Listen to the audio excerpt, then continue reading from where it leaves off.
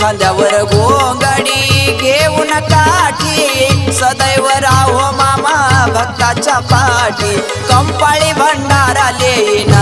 बाळू मामा तुमचं डोळ भरून रूप पाहिन पायी पायी मी येईन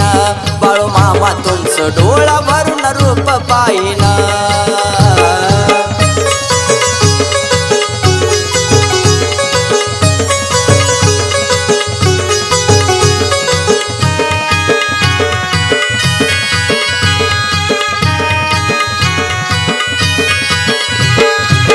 अगाध लीला